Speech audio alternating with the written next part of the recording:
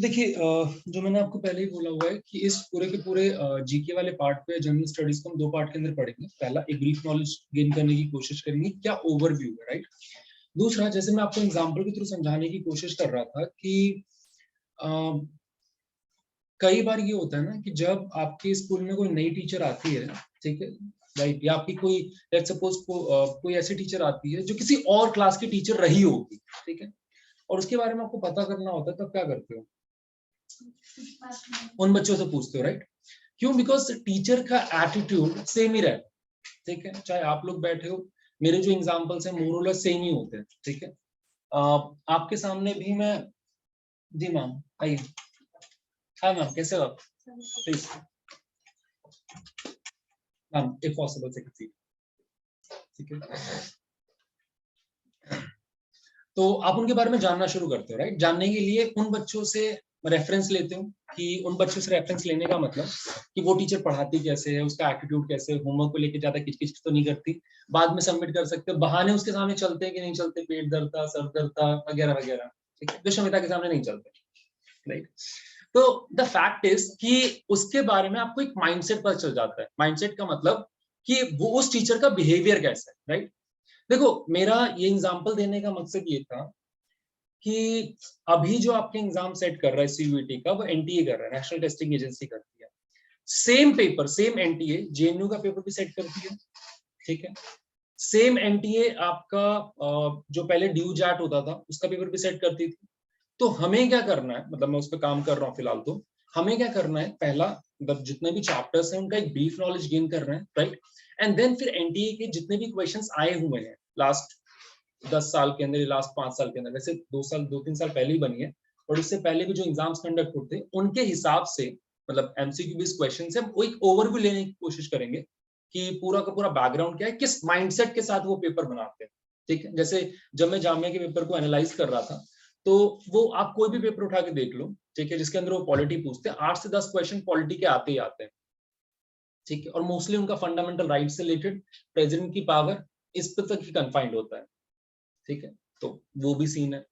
उसके अलावा अगर आप आईपी यूनिवर्सिटी का पेपर देखते हो, सो आईपी यूनिवर्सिटी वाले फंडामेंटल राइट्स के ऊपर ज्यादा फोकस करते हैं। तुम्हारे में पता आया था कि नहीं आया था, बट अगर आप नॉर्मल पेपर देते हो तो उसमें फंडामेंटल राइट, तो उसमें फंडामेंटल जो राइट्स हैं उसके ऊपर वो फोकस करते हैं पॉलिटी वाले पार्ट में, बाकी पे वो उतना फोकस नहीं करते, ठीक है। तो उनके लिए जो फंडामेंटल राइट्स हैं वो बहुत इंपॉर्टेंट हो जाता है, राइट। सो इसीलिए पहले हम इस पूरे चैप्टर का एक ओवरव्यू लेंगे, ओवरव्यू लेने के बाद फिर हम समझेंगे, ठीक है। तो मैं आपको इसकी जो पिछले क्लास की रिकॉर्डिंग है वो भेज दूंगा, ठीक है। चलिए, तो देखिए लास्ट क्लास के अंदर आई गेस हमने कहां तक पढ़ लिया था, लोकसभा राज्यसभा तक एक ओवरव्यू ले लिया था, राइट। चलो let's start with the president. अब देखिए दो चीजें होती हैं जो मैंने आपको बताया। The first is called de facto, ठीक है, and the second is called de jure, right. देखिए प्रेसिडेंट को लेकर क्वेश्चन आ सकता है, रीजन बीइंग कि अभी इलेक्शंस होने वाले हैं प्रेसिडेंट के, राइट। और जिस दिन मेरा बर्थडे आता है उसी दिन प्रेसिडेंट को ओथ लेनी होती है, राइट, ये कंपलसरी है, ठीक है। तो 25 जुलाई को, राइट, प्रेसिडेंट अपना ऑफिस संभालते हैं, ठीक है।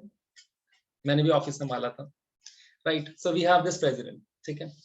नाउ दो चीजें यहां पर आती हैं, the first is called de facto, the second is called de jure, ठीक है। डिफैक्टो का मतलब होता है रियल अथॉरिटी, ठीक है। डिफैक्टो का मतलब होता है रियल अथॉरिटी, मतलब वो पर्सन जिसके पास सच में अथॉरिटी है, एंड वो क्रेडिट, वो सारी पावर किसके पास होती है, पार्लियामेंट्री फॉर्म ऑफ गवर्नमेंट में ये पावर प्राइम मिनिस्टर के पास होती है, राइट। डी ज्यूरे जिसके पास सिर्फ नाम की पावर है। अगर आप प्रेसिडेंट की पावर को देखना शुरू करोगे ना, आपको सच में लगेगा यार इस बंदे के अलावा ना पूरे इंडिया में या पूरे कोई पावरफुल नहीं है, ठीक है। सारे काम, मतलब जितने भी काम होते हैं, चाहे कोई भी डिसीजन लेना हो, किसी कंट्री के साथ वॉर करना हो, प्रेसिडेंट के साइन चाहिए, किसी ऑफिसर को अपॉइंट करना, इसके साइन चाहिए, सुप्रीम कोर्ट के जज को अपॉइंट करने में भी इनका रोल होता है, तो हर जगह पे इन्हीं का रोल होता है। इवन प्राइम मिनिस्टर को भी यही अपॉइंट करते हैं, ठीक है। तो जो यहाँ पे लिखा हुआ है, राइट। सो यहाँ पर अगर आप प्रेसिडेंट की बात करते हैं तो प्रेसिडेंट के आर्टिकल्स यहाँ पर, so there article which is called article 52 to article 78, so article 52 to article 78, ठीक है, जिसके अंदर हम मतलब एग्जीक्यूटिव के बारे में बात करेंगे, जिसमें प्राइम मिनिस्टर और प्रेसिडेंट दोनों के बारे में बात होगी। तो article 52 to article 78 is totally dedicated to president, ठीक है, जिसमें आर्टिकल 52 के बारे में कहा जाता है कि जो प्रेसिडेंट है, he is the executive head of the Indian state. मतलब जब मैंने आपसे दो चीजें बोली थी, पहला मैंने आपको बोला था हेड ऑफ द गवर्नमेंट, ठीक है, दूसरा मैंने आपको बोला था head of the state. Head of the government आपका parliamentary form of government prime minister होता है। हेड ऑफ द स्टेट आपका कौन होता है? That is your president, right. और जितनी भी एग्जीक्यूटिव पावर होती है वो सारी की सारी पावर किसके कंट्रोल में होती है? प्रेसिडेंट। तो सारी की सारी जो पावर है वो किसके कंट्रोल में होती है? आपके प्रेसिडेंट के। यहां तक समझ में आ गया?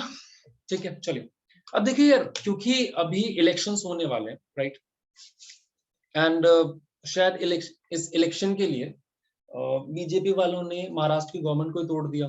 तुमने शायद सुना होगा, नहीं सुना? क्या एक नाथ शिंदे कौन से इलेक्ट हुए?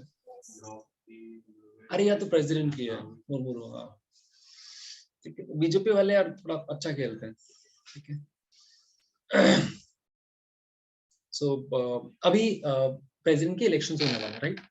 क्योंकि अभी प्रेसिडेंट के इलेक्शंस होने वाले हैं तो हमें पता होना चाहिए कि प्रेसिडेंट के इलेक्शन में का वोटिंग सिस्टम क्या है, ठीक है। अगर प्रेसिडेंट का इलेक्शन है तो प्रेसिडेंट के इलेक्शन में लोकसभा के जो मेंबर हैं वो भी वोट डालते हैं, ठीक है। जो राज्यसभा के मेंबर हैं वो भी वोट डालते हैं, प्लस स्टेट असेंबली में, मैं स्टेट लेजिस्लेटिव असेंबली काउंसिल की बात नहीं कर रहा, जो स्टेट असेंबली में लोग हैं, राइट, वो भी वोट डालते हैं, ठीक है। सो अगर आप देखते हो तो लोकसभा के मेंबर, राज्यसभा के मेंबर प्लस स्टेट असेंबली के लोग जो एमएलए होते हैं वो भी वोट डालते हैं प्रेसिडेंट के लिए, ठीक है ना। अब देखिए इसका जो मतलब प्रेसिडेंट का इलेक्शन होता है उसका वोट कैसे काउंट किया जाता है, ठीक है। मान लीजिए अगर मैं वोट ऑफ एमएलए की बात करूं तो वोट ऑफ एमएलए कैसे काउंट होगा? यूपी की बात करते हैं कि यूपी में जो अगर कोई एमएलए है तो उसकी वोट की वैल्यू कैसे होगी? The formula is total population upon total number of MLA. एक मिनट में दूसरी शीट पे लिखता हूँ, यहाँ लिखता हूँ। सो अगर मुझे वोट ऑफ एमएलए काउंट करना है, ठीक है, तो मैं क्या लिखूंगा? Total population upon total MLA उस स्टेट के अंदर इनटू 1000, क्योंकि पॉपुलेशन तो यार करोड़ों में होगी तो उसको थोड़ा मिनिमाइज तो करना पड़ेगा ना, राइट। अगर मुझसे पूछा जाता है कि वोट ऑफ एमपी, तो मैं क्या लिखूंगा? Total number of MLA upon total number of member of parliament. मतलब आपके लोकसभा में जितने मेंबर है और राज्यसभा में जितने मेंबर है वो सब मिला के, राइट। ये समझ में आ गया? चलिए तो नेक्स्ट बात करते हैं। तो यहाँ पर वही चीज लिखी हुई है कि जो अगर इलेक्शन होता है तो इलेक्शन में एक इलेक्टोरल कॉलेज काम करता है। ये कॉलेज जाने वाला कॉलेज नहीं होता, इट्स अ ग्रुप, ठीक है। तो जिसमें elected member of both the houses, Lok Sabha और राज्यसभा के मेंबर लेजिस्लेटिव असेंबली के लोग करते हैं। और क्योंकि आपका पुडुचेरी और दिल्ली के अंदर भी लेजिस्लेटिव असेंबली है, ठीक है, जैसे मैं एक एग्जांपल देता हूँ। अच्छा मैम मुझे क्या बताओ, यहाँ पर यूनियन टेरिटरी कितनी है टोटल? क्या सबका? अच्छा रुक जाओ, किसी ने बोला 7 है, बट मैम 2019 में मोदी साहब आए थे, मोदी साहब ने जम्मू कश्मीर को 2 पार्ट में डिवाइड कर दिया था, तो 2 और हो गई, तो टोटल 9 होगी, राइट। आपने कितना बोला था? 9, ठीक है। चलो आपने जो बोला था वो सही था, क्योंकि दमन and Diu and Dadar and Nagar Haveli को मिलाकर एक बना दिया गया, तो अब टोटल आपके पास 8 यूनियन टेरिटरीज है, ठीक है। तो अगर आप 8 यूनियन टेरिटरीज की बात करते हो, 8 यूनियन टेरिटरीज में सिर्फ ऐसी 2 टेरिटरीज हैं, यूनियन टेरिटरीज हैं, एक आपका दिल्ली है, दूसरा पुडुचेरी है। तो 2 ऐसी टेरिटरीज हैं, पहला दिल्ली और दूसरा पुडुचेरी, जिनके पास खुद की लेजिस्लेटिव असेंबली है, मतलब इनके पास खुद के सीएम, खुद के एमएलए होते हैं। बाकी जगहों पर सेंट्रल गवर्नमेंट ही रूल करती है, ठीक है। रीजन क्या है कि पॉपुलेशन बहुत ज्यादा है यहाँ पे, राइट। समझ आ गया? राइट। चलिए क्या वो नहीं बनेगा? क्या? किसका? वो ठीक है, वो नहीं बनेगा, चांस ही नहीं है, ठीक है। कुछ ऐसी जगह हैं जिनको आप स्टेट बना ही नहीं सकते, ठीक है। जैसे आपका लक्षद्वीप हो गया, अंडमान निकोबार हो गया, दिल्ली हो गया, इनको आप कभी भी स्टेट नहीं बना सकते। और जब तक पंजाब और हरियाणा के बीच में लड़ाई चलती रहेगी चंडीगढ़ को लेकर, तब तक वो भी किसी एक स्टेट का पार्ट नहीं बनेगा, राइट। तो दिल्ली को बनाने का मकसद भी मतलब ही नहीं है यार। चलिए, तो यहां तक समझ में क्या क्यों नहीं बना सकते? दो तीन रीजन है। देखो यार, जब भी आप आपने कभी सोचा है कि कुछ को हमने स्टेट बना दिया, फॉर एग्जांपल जैसे गोवा भी पहले यूनियन टेरिटरी था, अब स्टेट है, तो कुछ को आपने स्टेट बना दिया, राइट, बट कुछ को यूनियन टेरिटरी रखा है, तो रीजन क्या है? दो तीन फैक्टर्स होते हैं। The first factor is culture, right. जैसे पुडुचेरी, पुडुचेरी को आपने यूनियन टेरिटरी क्यों रखा? बिकॉज वहां पर आज भी आपको फ्रेंच डोमिनेंस देखने को मिलता है। आप अगर कभी जाएं तो वहां पर फ्रेंच में जो कैथोलिक चर्च है वो मिल जाते हैं, तो एक देखने को मिलता है आपको। और वही सेम रीजन गोवा के लिए भी दिया गया था कि वहां पे पुडुचेरी इन्फ्लुएंस है, राइट। तो क्योंकि एक डिफरेंट कल्चर है, एक ऑल टुगेदर डिफरेंट कल्चर है, तो उस कल्चर को एकोमोडेट करने के लिए हमने उसे अलग से रखा हुआ है, ठीक है। तो यहाँ पर जब फ्रेंच पीपल छोड़कर गए थे, ठीक है, पुडुचेरी को, तो उन्होंने इंडियन गवर्नमेंट को बोला था कि हम अपने जिगर का टुकड़ा छोड़ के जा रहे हैं, तो संभाल के रखना। तो वो यूनियन गवर्नमेंट हैंडल करती है, पहला। दूसरा, अगर आप लक्षद्वीप या अंडमान निकोबार की बात करते हो, ठीक है, तो दोनों की स्ट्रैटेजिक लोकेशन है। स्ट्रैटेजिक लोकेशन का मतलब आपकी जो प्रेजेंस है अंडमान निकोबार में, वो चाइना के लिए या जो साउथ ईस्टर्न नेशन है उनके लिए एक प्रॉब्लम हो सकती है। प्रॉब्लम क्यों हो सकती है? मैं एग्जांपल देता हूँ। आपका यहाँ पे अंडमान निकोबार है, ठीक है, यहाँ पर आपका फिर इंडोनेशिया, मलेशिया, ये सब शुरू हो जाता है। यहाँ पर there is a Malacca strait. Malacca strait मतलब एक बहुत नैरो पैसेज है। अगर हमारा प्रेजेंस यहाँ पर है तो हम कभी भी इस मलक्का स्ट्रेट को ब्लॉक कर सकते हैं। इंडोनेशिया मलेशिया थोड़ी लड़ेगा हमसे, इतनी पावर थोड़ी है, राइट। तो कभी भी हम इस मलक्का स्ट्रेट को ब्लॉक कर सकते हैं, और जैसे ही ब्लॉक किया चाइना को सप्लाई रुक जाएगी, ठीक है। स्ट्रैटेजिक लोकेशन, स्टेट बनाने क्या अगर उसको एक स्टेट बना देंगे यार, स्टेट बनाने में पता प्रॉब्लम क्या होती है कि फिर वहां पर स्टेट गवर्नमेंट की चलनी शुरू हो जाती है, और स्टेट गवर्नमेंट फिर अपने तरीके से करती है।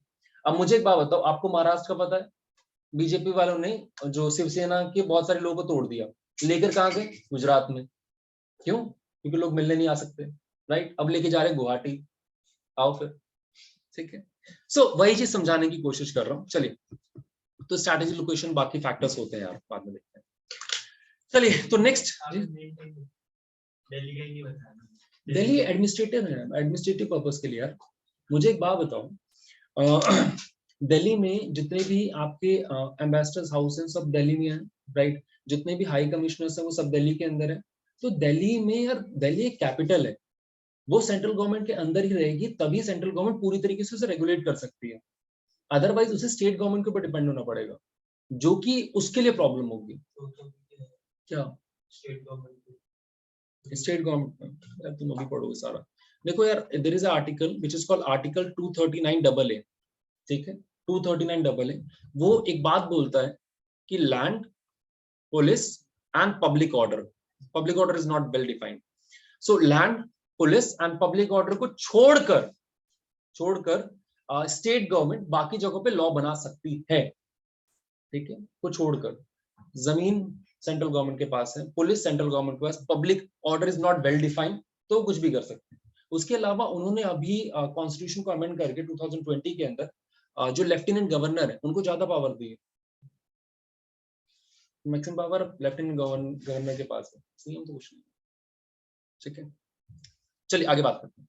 देखिए, द नेक्स्ट टॉपिक जो हम पढ़ने वाले हैं कि एग्जीक्यूटिव पावर प्रेसिडेंट के पास क्या क्या है। अब अगर प्रेसिडेंट आपका एग्जीक्यूटिव हेड है तो उसके पास कुछ पावर होनी चाहिए, ठीक है।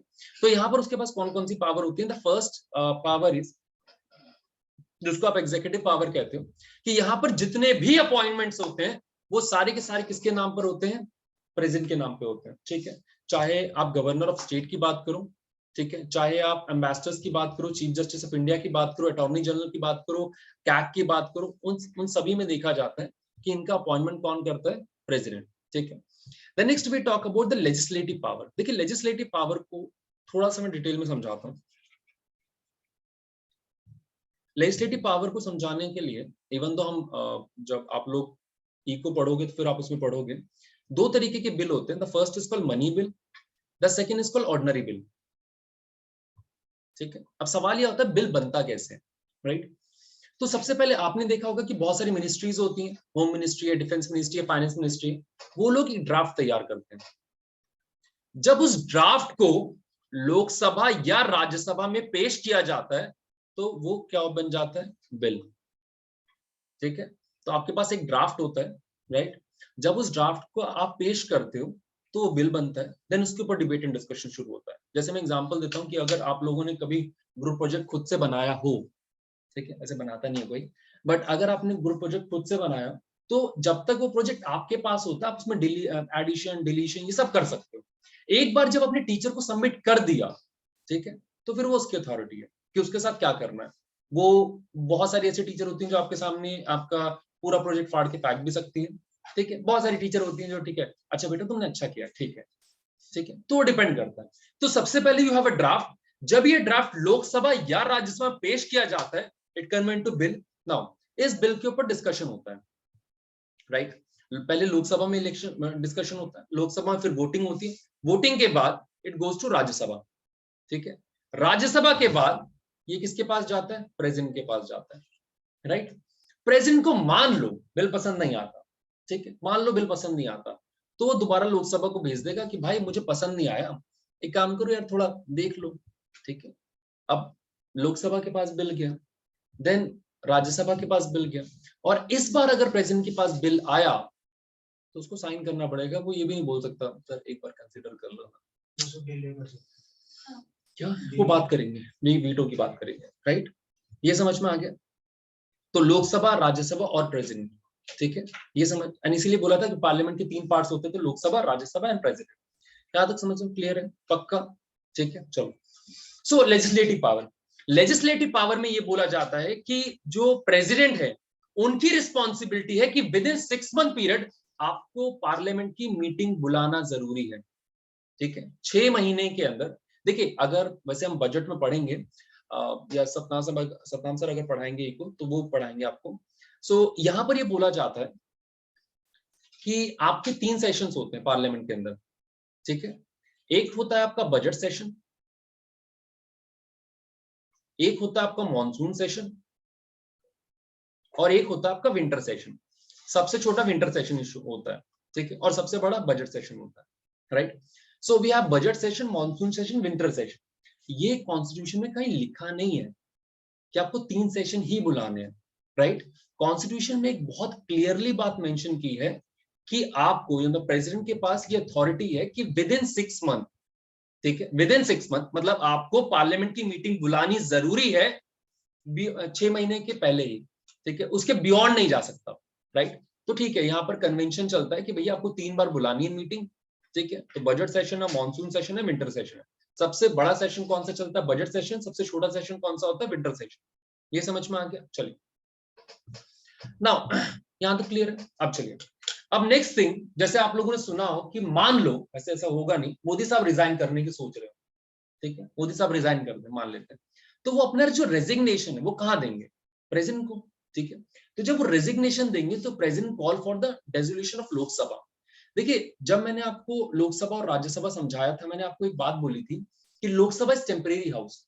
टेम्परेरी हाउस का मतलब हर 5 साल के अंदर वहां पे इलेक्शंस होते हैं, बट अगर आप राज्यसभा की बात करो परमानेंट हाउस है, उसको डिसॉल्व नहीं कर सकते आप, उसको खत्म नहीं कर सकते, लोकसभा को कर सकते हो, ठीक है।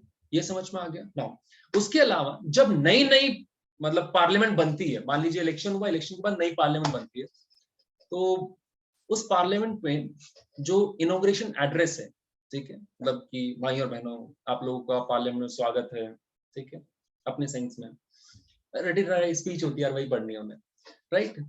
तो वो मतलब इनॉग्रेशन एड्रेस देते हैं, ठीक है। उस इनॉग्रेशन एड्रेस के बाद वोटिंग होती है, ठीक है, वोटिंग होने, समझ रहे हो? उन्होंने प्रेसिडेंट ने मतलब इनॉग्रेशन दिया, आप सभी का स्वागत है, हम पार्लियामेंट में ये करेंगे वो करेंगे, ये ऑब्जेक्टिव है वो ऑब्जेक्टिव है। उसके बाद वोटिंग होगी, ठीक है। वोटिंग में अगर आपके पास मेजोरिटी नहीं आई, ठीक है, अगर मैक्सिमम लोगों ने वोट ऑफ थैंक्स में मतलब जो वोटिंग है, ठीक है, वो उसमें आपको मेजोरिटी नहीं मिली तो आपकी गवर्नमेंट गिर जाएगी। आया प्रेसिडेंट ने अपनी बातें बोली, अगर अपोजिशन और जो रूलिंग पार्टी है उसने मेजोरिटी नहीं साबित की, सरकार उसी दिन गिर जाएगी, इलेक्शन वाले दिन, अगला इलेक्शन। तो this is called vote of thanks. उसका एक रीजन है, इनॉग्रेशन एड्रेस के अंदर वो वही बात बोलता है जो गवर्नमेंट का विजन है, ठीक है। और वोटिंग में अगर गवर्नमेंट ये प्रूफ नहीं कर पाती कि मैक्सिमम जो लोग हैं मेरे साथ हैं, तो आपका विजन तो इम्प्लीमेंट ही नहीं हो सकता ना। अब बोलने में अगर इम्प्लीमेंट नहीं हो रहा तो फिर एग्जीक्यूशन कैसे करोगे, राइट? ठीक है, लिखिए। अच्छा मुझे एक बात बताओ, मैंने यहाँ पर ये बोला कि 3 सेशंस होते हैं, ठीक है। The first is your budget session, the second is monsoon session and the third is winter session, right? अब अचानक से गवर्नमेंट को लगता है कोई बिल पास करना है, ठीक है। अब ऐसा तो नहीं है ना, बुला सकते हैं, क्योंकि एक दिन की अगर वो बुलाते हैं तो 5 करोड़ रुपए का खर्चा है, मतलब पार्लियामेंट के चलने में एक दिन का खर्चा 5 करोड़ रुपए है। भाई ये तो मुझे भी नहीं पता, ठीक है। सो अगर पार्लियामेंट चलती है तो मिनिमम उसका जो खर्चा होता है पर डे का 5 करोड़ के आसपास होता है, जो चलने नहीं देते हम लोग, ठीक है, प्रोटेस्ट के लिए। अब मान लीजिए मतलब प्राइम मिनिस्टर या गवर्नमेंट को लगता है कि उन्हें बहुत जल्दीबाजी में कोई लॉ पास करना है, बट उसके लिए आप पार्लियामेंट को नहीं बुला सकते ना, उसके लिए आप बहुत डिबेट एंड डिस्कशन नहीं कर सकते। तो यहां पर एक टेम्परेरी लॉ मेकिंग पावर किसको दी गई है? प्रेसिडेंट को। सो ऑर्डिनेंस का मतलब होता है टेम्परेरी लॉ मेकिंग लॉ।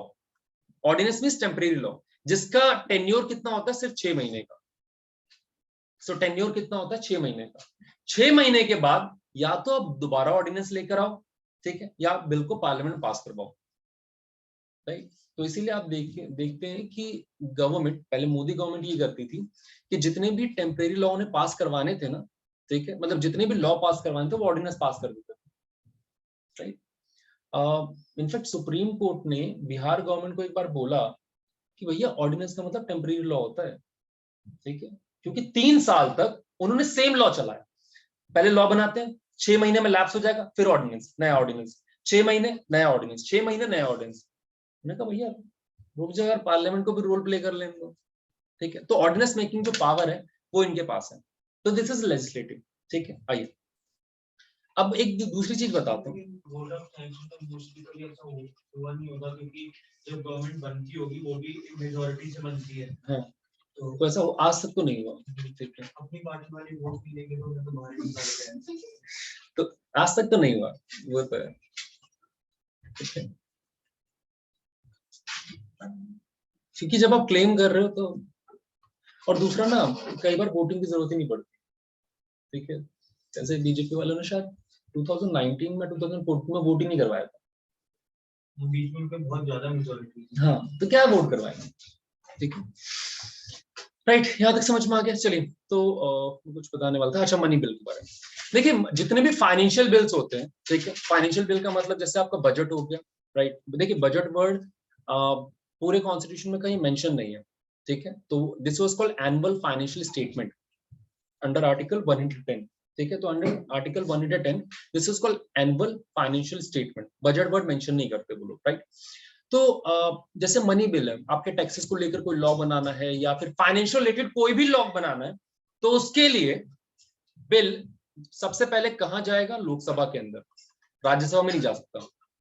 सबसे पहले वो लोकसभा में ही जाएगा। लोकसभा में अगर पास हो गया तो वो राज्यसभा के पास जाएगा, एंड राज्यसभा के पास सिर्फ 14 दिन है।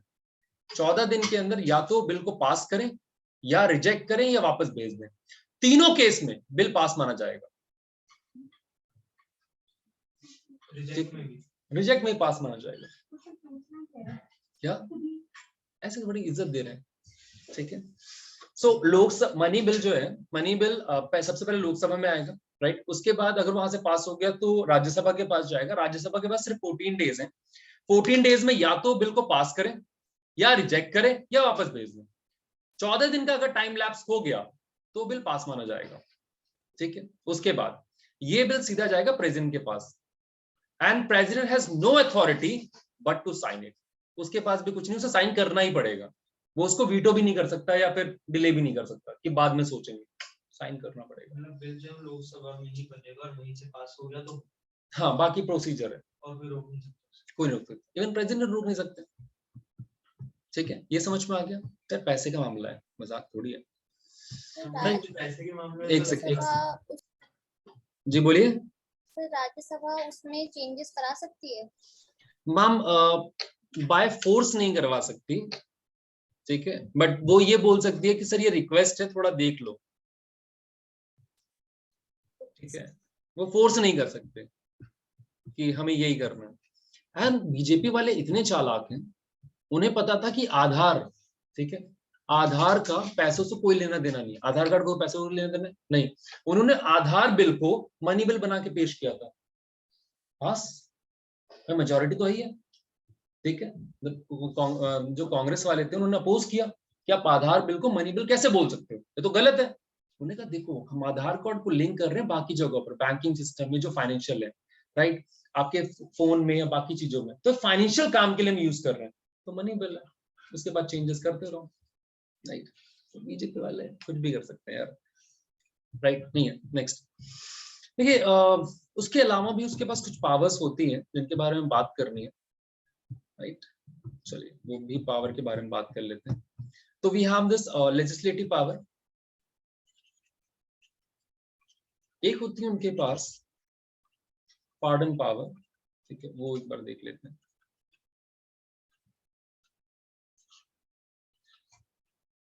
देखिए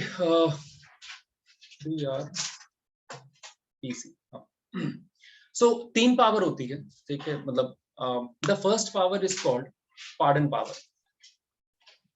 ठीक है। तो यहाँ पे 3 पावर्स हैं पार्डन पावर में। The first is pardon power. मान लीजिए एक प्रोसीजर होता है, राइट, कि अगर कोई केस चल रहा है तो सबसे पहले वो केस कहाँ जाएगा, डिस्ट्रिक्ट कोर्ट में, ठीक है, फिर आपका कोर्ट कहाँ जाएगा, हाई कोर्ट में, हाई कोर्ट के बाद कहाँ जाएगा, सुप्रीम कोर्ट में।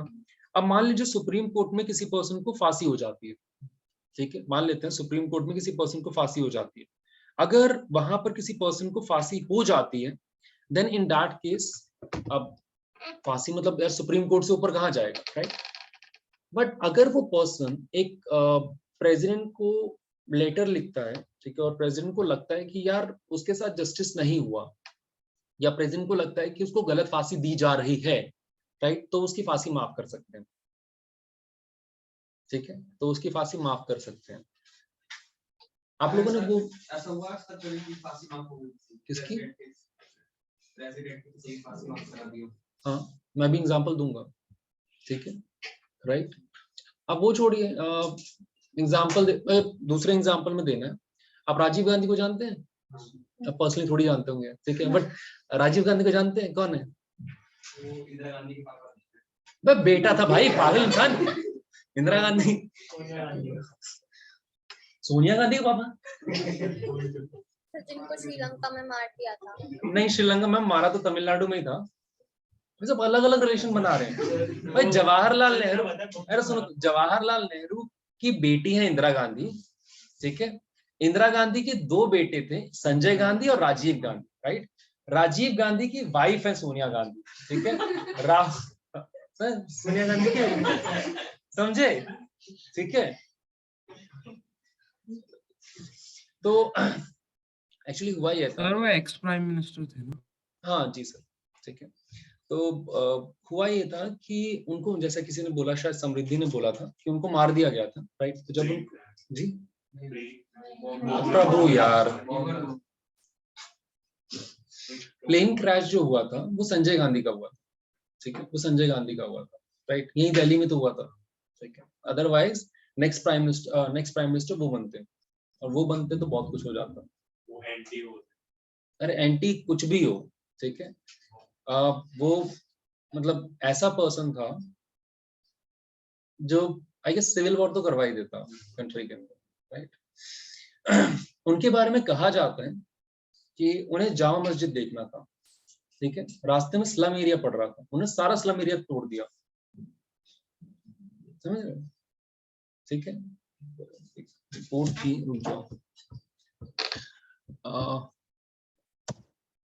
इंसिडेंट था, मुझे याद नहीं है, एक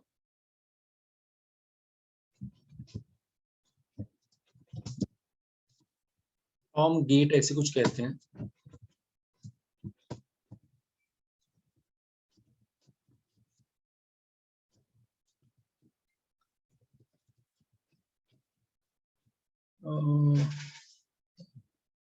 हाँ, टर्कमैन गेट। टर्कमैन गेट, कई लोग मैसेकर यूज करते हैं बट कई लोग नहीं करते, तो Turkmen gate,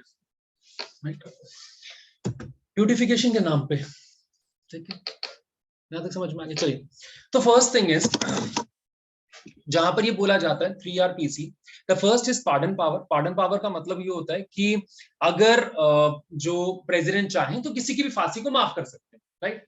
the second is commutation, ठीक है। इसका मतलब ये होता है कि मान लीजिए किसी को फांसी हुई है, ठीक है, तो वो उसकी सजा को, मतलब आप ये कह सकते हैं कि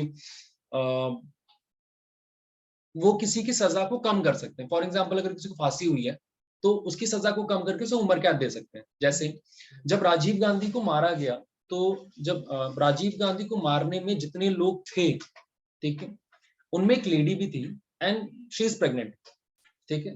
तो अब प्रेग्नेंट लेडी को आप फांसी नहीं दे सकते, तो यहां पर ये बोला गया कि अब उसको उम्र कैद दी जाएगी और 14 साल के अंदर उसको फ्री कर दिया, ठीक है।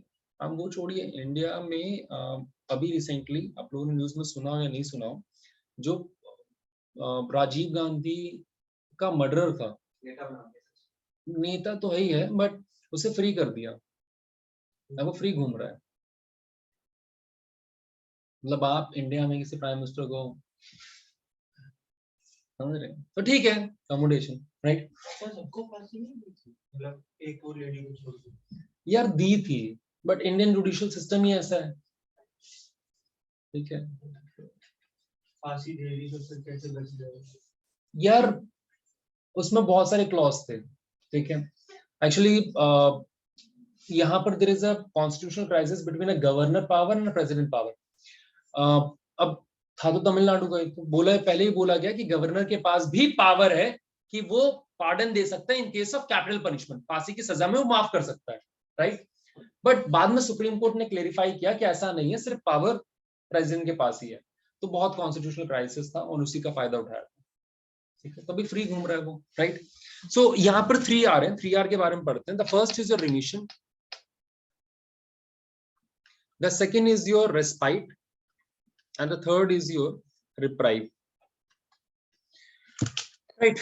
Now the first is remission, या remit करना, मतलब आपने जो पनिशमेंट है वो तो सेम रखी है, ठीक है, बट उसका टाइम पीरियड कम कर दिया। फॉर एग्जांपल, मान लीजिए किसी को 10 साल की सजा हुई है, तो उसको कम करके आपने 7 साल कर दिया, 5 साल कर दिया, ठीक है। जैसे वैसे ये पावर गवर्नर के पास भी होती है। जब संजय गांधी को सजा मिली थी, तो उन्होंने इसी के थ्रू बोला था गवर्नर को, सर जी थोड़ी सजा माफ कर दो, तो first. The second is called respite. देखो रिस्पाइट में क्या होता है कि वो सजा का कैरेक्टर चेंज कर देते हैं। सजा का कैरेक्टर चेंज करने का मतलब, मान लीजिए कि किसी को 10 साल की या 20 साल की बहुत रिग्रेस पनिशमेंट हुई है, ठीक है, तो उसको लाइट पनिशमेंट में कन्वर्ट कर सकते हैं, ठीक है। रिग्रेस पनिशमेंट दो तरीके की पनिशमेंट है। एक बोला जाता है कि रिग्रेस पनिशमेंट बहुत काम करवाया जाएगा, बहुत हैरास किया जाएगा उससे। दूसरा वो लाइट पनिशमेंट, ठीक है, मैं पत्थर नहीं तोड़ने पड़ेंगे, राइट, सब खाना बनाना पड़ेगा। जो क्या नाम था उसका, संजय दत्त को दिया गया था कि वो लिफाफे बनाने हैं, बैठो बैठो आराम से बनाओ पंखे के नीचे, बेचो पैसा कमाओ, ठीक है।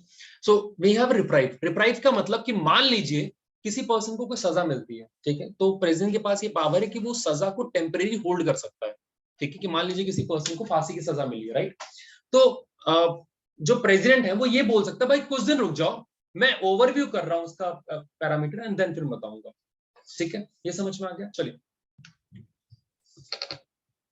आइए आगे बात करते हैं। देखिए नेक्स्ट जो हम यहाँ बात करने वाले हैं, 3 तरीके के वीटो की। देखो वीटो का मतलब होता है नेगेटिव वोट, ठीक है। तो यहाँ पर हम 3 तरीके के प्रेसिडेंट की पावर में 3 तरीके के वीटो के बारे में बात करने। वीटो का मतलब होता है negative vote. So let's talk about the veto, right. जैसे कई बार होता है कि आप लोगों का प्लान होता है, ठीक है, कि आप दोस्तों के साथ यहाँ घूमने जाओगे, वहां घूमने जाओगे, बट फिर जब प्रपोजल माँ पापा के सामने रखा जाता है, बाकी आपको समझ आ रहा है, ठीक है। तो दिस इज नेगेटिव वोट। देखिए 3 नेगेटिव वोट होते हैं। पहला होता है आपका एब्सोल्यूट नेगेटिव वोट या एब्सोल्यूट वीटो, ठीक है। दूसरा होता है सस्पेंसिव वीटो, एंड तीसरा होता है आपका पॉकेट वीटो।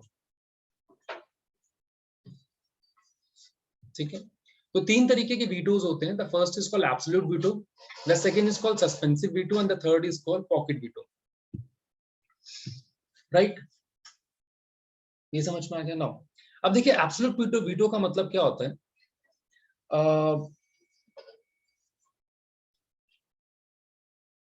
मान लीजिए, जो मैंने आपको स्टार्टिंग में बोला था कि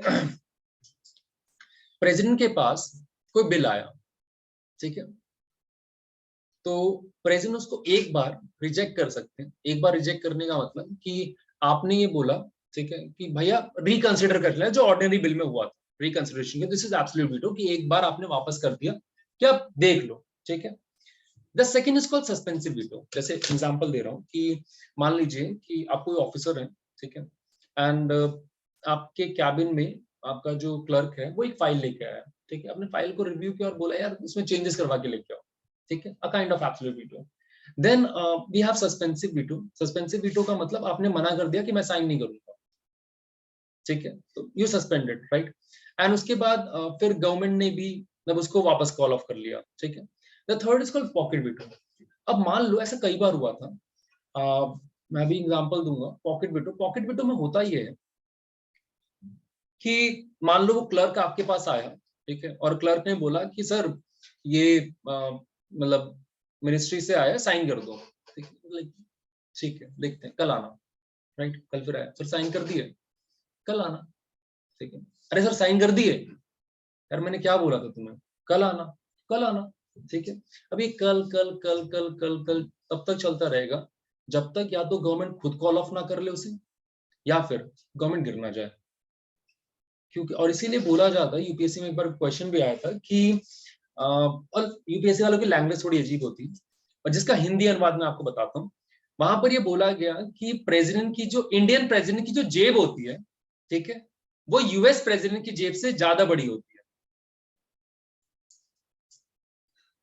ठीक है। नाउ इट सिंपली मींस कि जो प्रेसिडेंट के पास, इंडियन प्रेसिडेंट के पास जो पॉकेट वीटो की पावर है वो ज्यादा है एज कंपेयर टू प्रेसिडेंट की पावर। प्रेसिडेंट के पास वहां पे पॉकेट वीटो नहीं है, ठीक है, वो बहुत ज्यादा डिले नहीं कर सकते। इंडियन प्रेसिडेंट बहुत चिल है, भाई मेरा मन नहीं कर रहा साइन करने का, मैं नहीं करूँ, और ऐसा हुआ था, ठीक है। राजीव गांधी ने एक वो पोस्ट ऑफिस बिल लेकर आए, ठीक है, 1988 के आसपास का था, पोस्ट ऑफिस बिल 1986।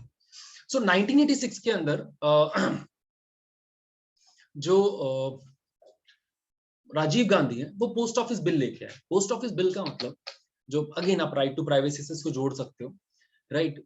मुझे एक बात बताओ, आप सभी के पास फोन है, ठीक है, उसमें आपके आपके दोस्तों के साथ पर्सनल चैट्स भी होंगी, ठीक है, वो गालियां देते हुए, बेइज्जती करते हुए वगैरह वगैरह, ठीक है।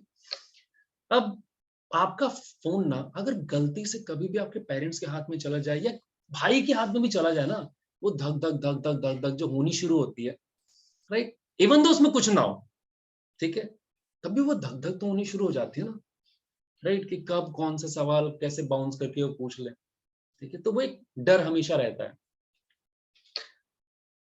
पोस्ट ऑफिस बिल भी कुछ ऐसा था, ठीक है। पोस्ट ऑफिस बिल का मतलब, क्योंकि देखो उस टाइम पे ना इंस्टाग्राम, फेसबुक ये सब तो था नहीं, तो अगर आपको कोई भी मैसेज कन्वे करना है तो आप लेटर ही लिखते थे।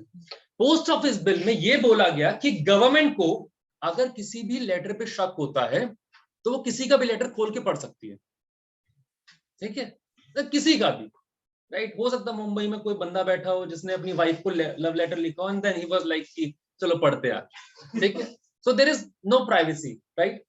अब मुझे एक बात बताइए कि अगर आप कोई भी लेटर कन्वे कर रहे हो, गवर्नमेंट के पास ये अथॉरिटी थोड़ी है कि गवर्नमेंट उसको पढ़ सके।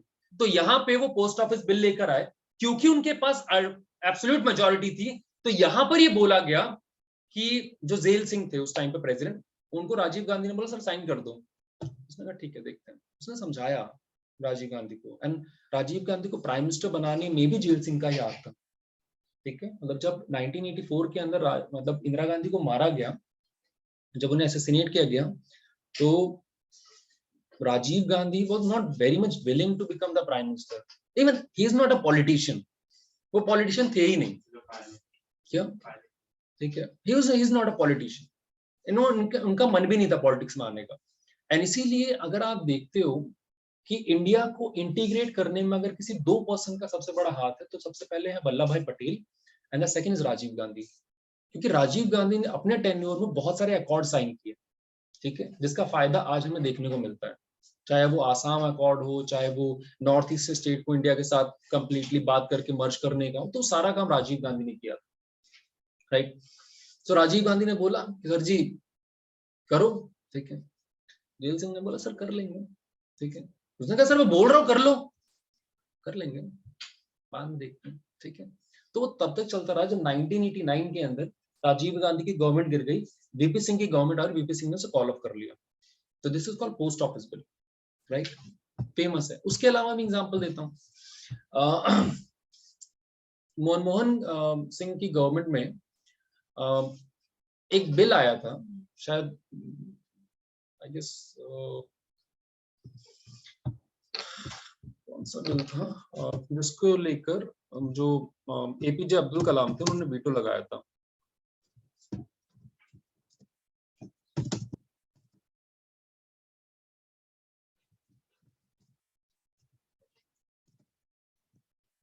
प्राइवेसी को लेकर था,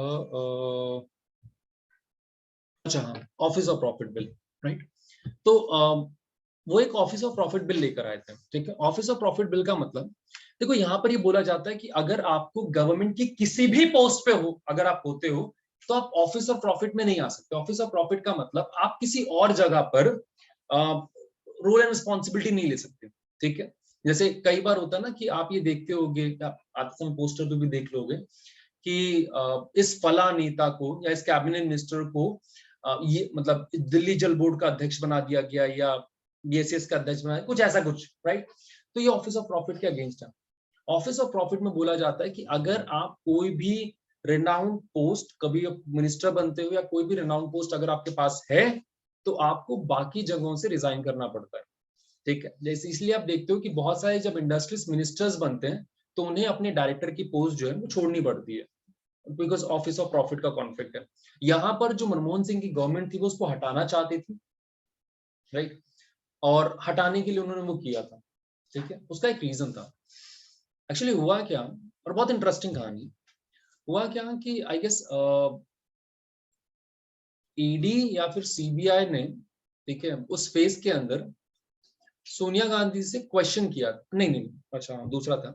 एक्चुअली हुआ यह था, वहां पे एक पार्लियामेंट्री फोरम था, ठीक है। तो पार्लियामेंट्री फोरम उसे होते हैं पार्लियामेंट के अंदर। तो सोनिया गांधी इवन तो वो गवर्नमेंट में किसी पोस्ट पे नहीं है, ठीक है, ना ही वो प्रेसिडेंट थी, ना ही प्राइम मिनिस्टर थी, ना ही कोई मिनिस्टर थी, उनको उसका हेड बना दिया गया था, ठीक है। जब उसका हेड बनाया गया तो जो एपीजे अब्दुल कलाम है उन्होंने बोला कि मैम आपके पास कोई भी मिनिस्टर की पोस्ट नहीं है तो आपको रिजाइन करना पड़ेगा, ठीक है। उन्होंने रिजाइन करने से मना कर दिया, राइट। तो एपीजे अब्दुल कलाम ने बहुत फोर्सफुली बोला आइदर यू हैव टू मतलब रिजाइन कर दो, अदरवाइज तो मुझे एक्शन लेना पड़ेगा, राइट। उसको काउंटर करने के लिए मनमोहन सिंह ने एक बिल लेकर आया कि कोई भी पर्सन जो किसी पार्टी का मेंबर भी है, कुछ भी है, तो वो भी बन सकता है। तो ऐसी है, ठीक है।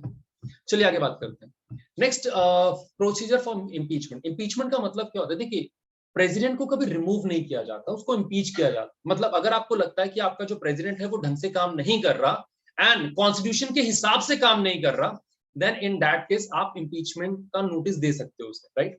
बट इम्पीचमेंट का जो प्रोसेस है वो बहुत हार्ड है, ठीक है। मतलब अगर मान लीजिए आपको प्रेसिडेंट को इम्पीच करना है तो एटलीस्ट 14 डे पहले आपको उसे नोटिस देना पड़ेगा, ठीक है। 14 दिन पहले आप उसको नोटिस देना पड़ेगा, राइट।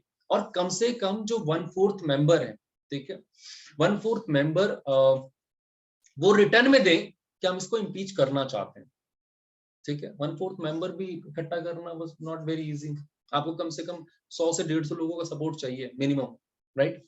नेक्स्ट यहाँ पर बोला गया, देन वहां पर दोनों में बात चलेगी, ठीक है। मतलब बहुत डिटेल में होता है वैसे तो, पहले लोकसभा में जाता है, फिर राज्यसभा में जाता है, वहां पर 2/3 मेजोरिटी से पास होना होता है, इतना डिटेल में नहीं जाना। नेक्स्ट हम बात करते हैं वाइस प्रेसिडेंट, राइट। देखिए वाइस प्रेसिडेंट के बारे में आपको सिर्फ इतना पता होना चाहिए कि he is the x official chairperson of Rajya Sabha. X official chairperson of Rajya Sabha का मतलब कि जैसे ही वो प्रेसिडेंट वाइस प्रेसिडेंट बनता है, he become the chairperson of Rajya Sabha, ठीक है। नाउ एक्स ऑफिशियो का मतलब क्या होता है? एक्स ऑफिशियो का मतलब क्या होता है? नहीं,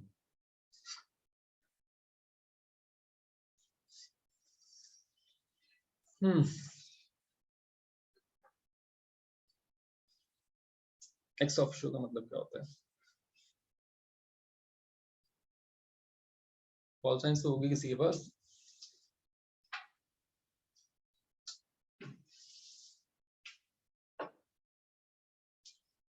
देखो, एक्स ऑफिशियो का मतलब होता है क्योंकि आप ये हो तो आपके पास ये पावर है, ठीक है। मतलब अगर आपकी मम्मा है तो वो पीटने का आपको पास राइट रखती हैं। इट मींस कि अगर आप वाइस प्रेसिडेंट हो तो आप ऑटोमेटिकली चेयरपर्सन ऑफ राज्यसभा बन जाओगे, ठीक है। जैसे ही आपका वाइस प्रेसिडेंट की पोस्ट गई, आपको रिजाइन करना पड़ेगा, राइट। क्योंकि जब तक आप आपके पास प्रेसिडेंट वाइस प्रेसिडेंट की पावर है तब तक आप चेयरमैन भी हो। एक बार आपकी वाइस प्रेसिडेंट की पोस्ट चली गई तो चेयरमैन ऑटोमेटिकली चला जाएगा, वो आपके पास पावर नहीं रहेगी, ठीक है। चलिए, सर जैसे प्रेसिडेंट का होता है उसके वो 2 बार इलेक्शन लड़ सकते हैं। किसने बोला? यूएसए में होता भैया वो। अच्छा, यहाँ पे कोई लिमिट नहीं, प्राइम मिनिस्टर प्रेसिडेंट जब तक जाने तब तक रहने नहीं देते, वो बात अलग है, ठीक है। एपीजे अब्दुल कलाम के टाइम पे ये बोला गया था कि एपीजे अब्दुल कलाम को री इलेक्ट कर देते हैं, ठीक है। री इलेक्ट करने का मतलब उन्हें दोबारा प्रेसिडेंट बना देते हैं, बिकॉज टेन्योर काफी अच्छा गया था। बीजेपी वाले चाहते थे बट बीजेपी वाले इलेक्शन हार चुके थे, राइट। एपीजे अब्दुल कलाम को बोला गया, एपीजे अब्दुल कलाम ने बोला कि अगर सारी की सारी पार्टीज, ठीक है, तैयार हो जाती है तो मुझे बनने में प्रॉब्लम नहीं है, बट द कंडीशन इज सारी पार्टीज, राइट। मैं अपोजिशन नहीं चाहता। तो कांग्रेस वाले मानने को तैयार नहीं थे, कांग्रेस वाले ने बोला कि हम अपना प्रेसिडेंट लेंगे, तो वही हो गया था, वीटो बिल्ली वीटो कर दिया, ठीक है। चलिए, so let's next talk about the prime minister. देखिए, prime minister is called the head of the government, ठीक है। तो he was called the head of the government. और देखिए, प्राइम प्रेसिडेंट को अपॉइंट कौन करता है? Prime minister. मैं आपको कुछ सवाल था, पहले बोलिए, इसी से रिलेटेड क्वेश्चन था। तो पार्टी वाले नहीं करते प्राइम मिनिस्टर को सिलेक्ट, एक हमारी पार्टी में अगर हम जीते तो ये बंदा प्राइम मिनिस्टर बनेगा।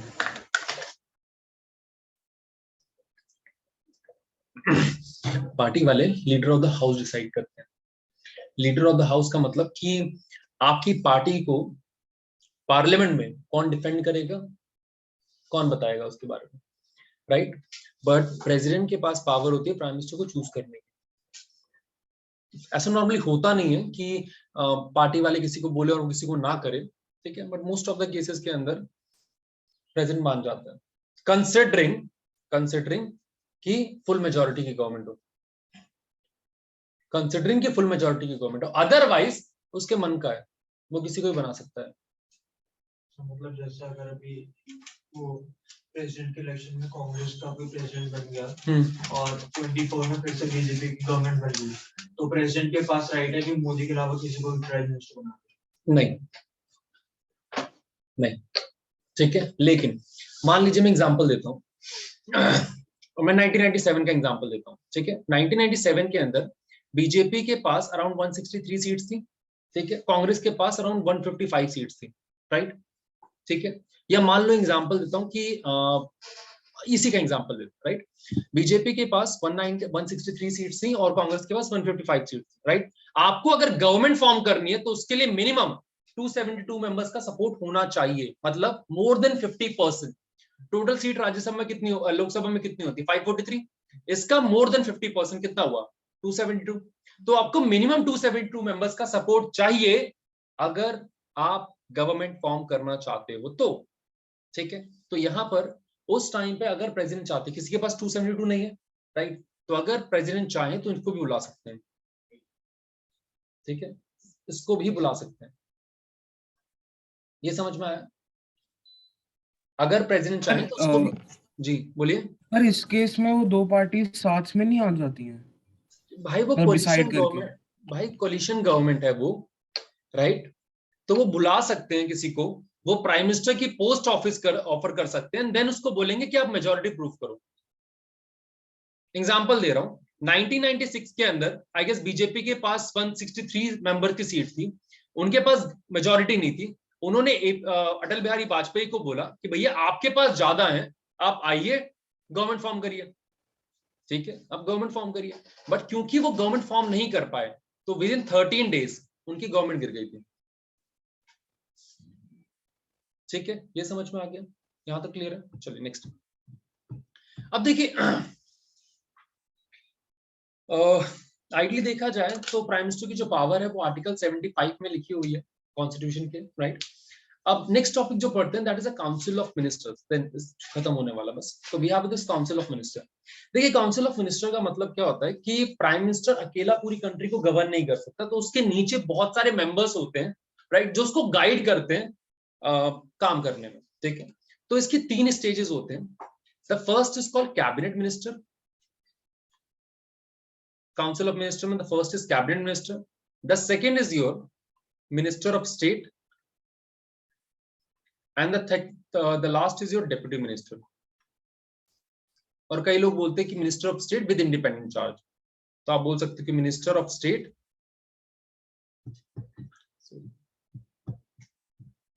so we have this minister of state with independent charge.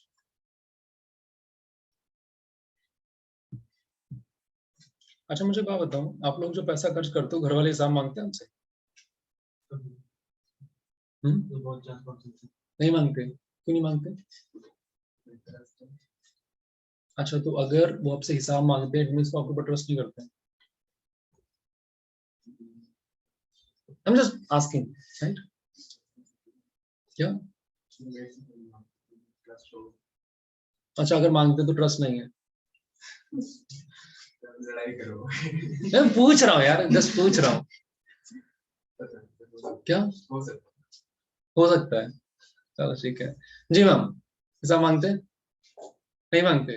क्यों नहीं मांगते? अच्छा, क्रॉस चेक, अगर क्रॉस चेक करना होगा तो पूछ लेते हैं कहाँ पे, राइट जी। तुम बता देता हूँ, ठीक है। अच्छा हाँ, अच्छा ठीक है जी। मांगते हैं, पूरा नहीं मांगते होंगे बट थोड़ा बहुत ब्रीफ में कि हाँ क्या क्या हुआ, राइट। कभी तो बहुत ज्यादा हो जाता। क्या? तो कुछ ज्यादा ही खर्चा हो जाता है, तो पैसा कहाँ लग गए? तो देखो नॉर्मल केसेस के अंदर तो नहीं मांगते, ठीक है, बट अगर उन्हें लगता है कि आप कहीं फिजूल खर्ची कर रहे हो, कहीं पे आप कुछ छुपाने की कोशिश कर रहे हो कि आपने मतलब कुछ होता है ना बिल बड़ा चढ़ा के दिखाना, ठीक है, 800 रुपए के मोमोज, तो अरे यार मैं इंस्टाग्राम पे रील देख रहा था, उसमें था 800 रुपए के मोमोज, 4 मोमोज, वो भी मुझे नहीं पता कहाँ, ठीक है, राइट।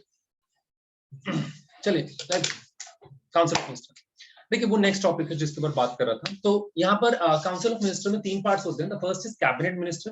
कैबिनेट मिनिस्टर वो मिनिस्टर तो होते हैं जो कि प्राइम मिनिस्टर के बहुत क्लोज होते हैं, इनका नंबर 15 से 20 के आसपास होता है, ठीक है। तो वो लोग होते हैं जो प्राइम मिनिस्टर के बहुत क्लोज होते हैं। इंदिरा गांधी के टाइम पे एक नया कॉन्सेप्ट चला था विच इज कॉल्ड किचन कैबिनेट, ठीक है, which is called kitchen cabinet, right. इसका एग्जांपल लूं, आप भी का एग्जांपल लेते, राइट। मैम मुझे एक बात बताओ, आप मुझे जानते हो? चलो अगर मैं आपके घर आता हूँ तो मुझे चाय में पिलाओगे? चलो ठीक है।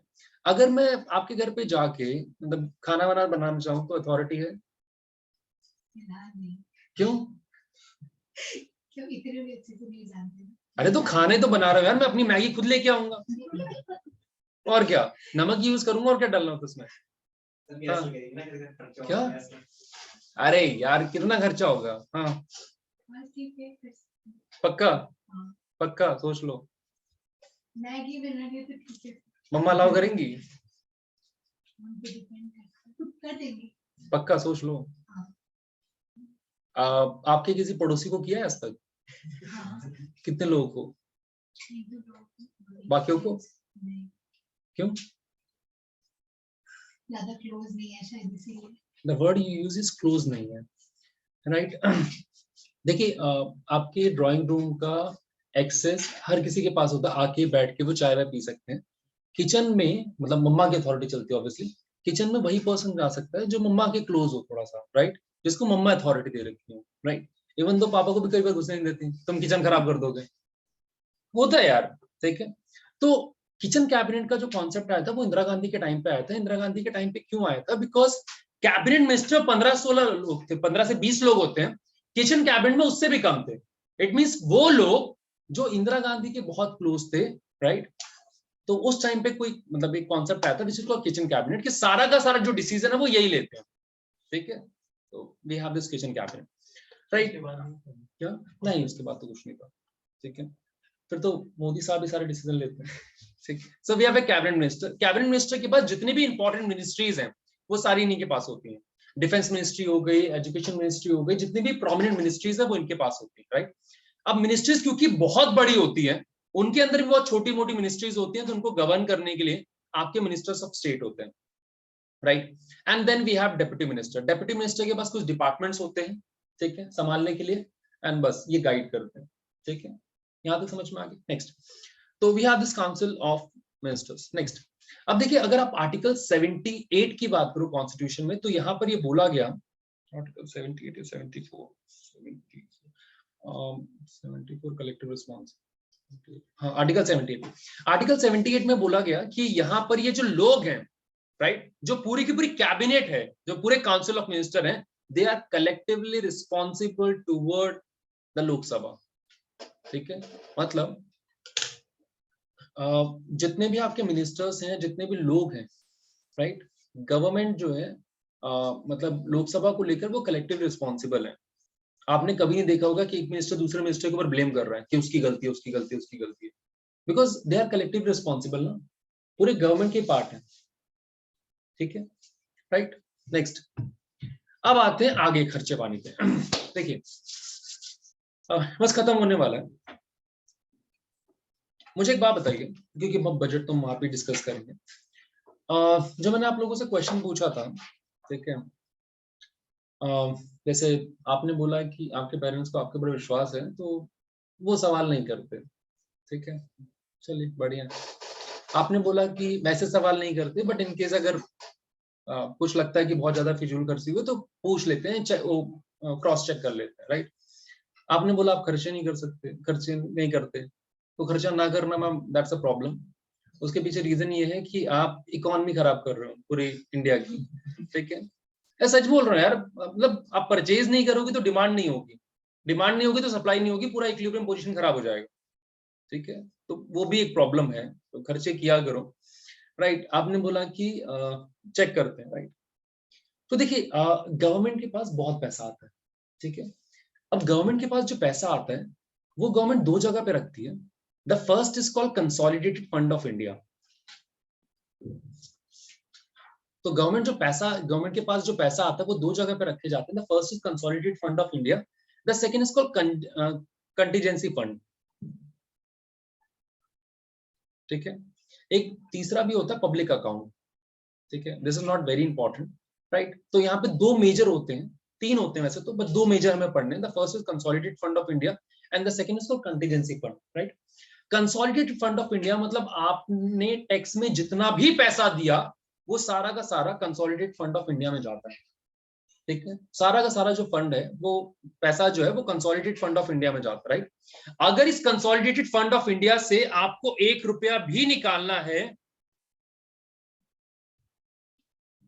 ठीक है, अगर आपको 1 रुपये भी निकालना है यहां से, तो भी आपको पार्लियामेंट की परमिशन चाहिए, ठीक है। अगर आपको यहां से 1 रुपया भी निकालना है तो उसके लिए आपको गवर्नमेंट की मतलब पार्लियामेंट की परमिशन चाहिए, राइट। तो यहाँ पे प्रॉब्लम ये होती है ना कि गवर्नमेंट बजट के टाइम पे बहुत ज्यादा पैसा निकालने की कोशिश करती है, राइट। उसके अलावा गवर्नमेंट कई बार, जैसे कोल स्कैम हुआ था, ठीक है, कि आप या तो बहुत हाई रेट पे बेच देते हो या फ्री में बेच देते हो, काइंड ऑफ इतने सस्ते में। सो उस टाइम पे एक अथॉरिटी होती है विच इज कॉल्ड कैग, ठीक है, which is under article 148। CAG का काम क्या होता है, वो they are called auditor. Auditor का मतलब होता है जिनके पास ऑब्वियसली अकाउंट्स होगी, ये गवर्नमेंट के बजट को या गवर्नमेंट का जो पूरा का पूरा बैलेंस शीट है वो ये देखते हैं, ठीक है। तो पूरी जो बैलेंस शीट है वो ये देखते हैं, अपनी रिपोर्ट ये प्रेसिडेंट को सबमिट करते हैं, प्रेसिडेंट इनके बिहाफ पर वो रिपोर्ट पार्लियामेंट के अंदर रखता है और फिर इसको लेकर ह्यूमन क्राई होना शुरू हो जाता है। तो ये एक तरीके का आप ये कह सकते हो कि चार्टर्ड अकाउंटेंट की तरह काम करते हैं, ठीक है, जिनका काम ये होता है कि गवर्नमेंट ने कितना पैसा खर्च किया, पैसा कितना आया, कितना खर्च हुआ, कहाँ पे फिजूल खर्ची हुई, वो सारा काम इनका होता है कैग का, ठीक है, बस आपको इतना ही जानना है, राइट, ये समझ में आ गया, ठीक है। तो इनका टेन्योर कितना होता है, जो प्रेसिडेंट है उसके मतलब कैग के 6 साल का या 65 ईयर, जो पहले आ जाए, ठीक है। तो ऑडिट रिपोर्ट को चेक करते हैं, राइट। चलिए नेक्स्ट अब बात करते हैं लॉयर्स की। अब देखिए यार, पता है आप लोगों ने सुना होगा कि गवर्नमेंट के सामने बहुत सारे डिस्प्यूट्स होते हैं, ठीक है, लीगल डिस्प्यूट्स होते हैं, लड़ाई झगड़े होते हैं।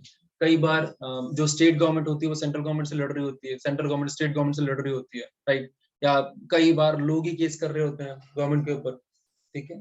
तो उन सब केसेस में गवर्नमेंट को मतलब गवर्नमेंट को सुप्रीम कोर्ट या हाई कोर्ट में कौन रिप्रेजेंट करेगा, कोई होना चाहिए ना person, the person is attorney general, ठीक है। अटॉर्नी जनरल को आप ये बोलते हो कि फर्स्ट लॉ ऑफिसर होता है, ये सारा का सारा जो काम है, जो लीगल काम है गवर्नमेंट का, ये करता है। एंड इसके बारे में कहा जाता है कि आप जो अटॉर्नी जनरल है वो प्राइवेट प्रैक्टिस भी कर सकते हो, आप प्राइवेट इंडिविजुअल के केस भी लड़ सकते हो, आप गवर्नमेंट के भी केस लड़ सकते हो, तो कोई भी ऑफिस ऑफ प्रॉफिट या बाकी चीजें नहीं, राइट।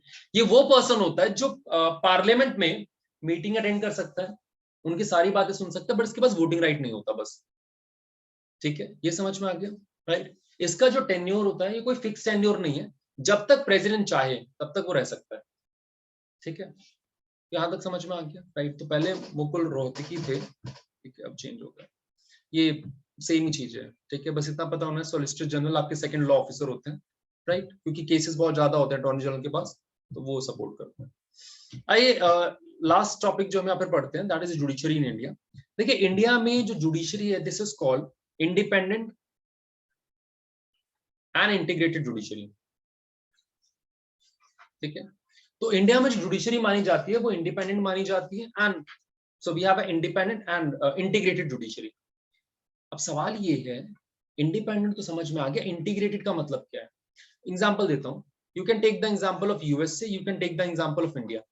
यूएसए में जो जुडिशियल सिस्टम है, वहां पर एक फेडरल कोर्ट है, ठीक है, वहां पर एक आपका हाई कोर्ट है, हाई कोर्ट फेडरल कोर्ट के, फेडरल कोर्ट हाई कोर्ट के मामले में इंटरफेयर नहीं करता, आप कर ही नहीं सकते। हाई कोर्ट स्टेट लॉ के हिसाब से चलता है, ठीक है, फेडरल कोर्ट आपका यूएसए का जो कॉन्स्टिट्यूशन है उसके हिसाब से चलता है, जो फेडरल लॉ है उसके हिसाब से चलता है, कोई भी एक दूसरे के मामले में इंटरफेयर नहीं कर सकता। अगर आप हाई कोर्ट के जज हो तो हाई कोर्ट के जज रहोगे, फेडरल कोर्ट हो तो फेडरल कोर्ट ही रहोगे। इंडिया में ऐसा नहीं होता, राइट। आप लोगों ने सुना होगा ना, मतलब आप लोगों में मैक्सिमम लोगों के पास मतलब साइंस तो पढ़ी होगी, ठीक है। तो जो अगर आप इंडियन जुडिशियल सिस्टम की बात करो तो वो इंटीग्रेटेड है, जैसे आपके जो बॉडी पार्ट्स हैं, राइट, वो एक दूसरे के साथ इंटीग्रेटेड है, जहां पर अगर आप देखें तो वही आर्टरीज, वेन्स, सब लोगों ने शायद सुना होगा, छोड़ो यार साइंस नहीं पढ़ा रहा। Let's suppose independent integrated judiciary. Independent integrated judiciary का मतलब यहाँ पे 3 लेवल होते हैं। The first is your district level, ठीक है, the second is your high court, ठीक है, state level, and then national level. National level पे आपका सुप्रीम कोर्ट होता है, स्टेट लेवल पे आपके हाई कोर्ट होते हैं, और डिस्ट्रिक्ट लेवल पे आपके डिस्ट्रिक्ट कोर्ट होते हैं। उसके नीचे भी बहुत सारे कोर्ट्स होते हैं, ठीक है, बट यहाँ पर वो चीज है, ठीक है, राइट। तो जो डिस्ट्रिक्ट कोर्ट का जज होता है वो सोचता है एक दिन मैं हाई कोर्ट का जज बनूंगा, जो हाई कोर्ट का जज होता है वो सोचता है एक दिन मैं सुप्रीम कोर्ट का जज बनूंगा, ठीक है। हाँ, तो we have a supreme court, right.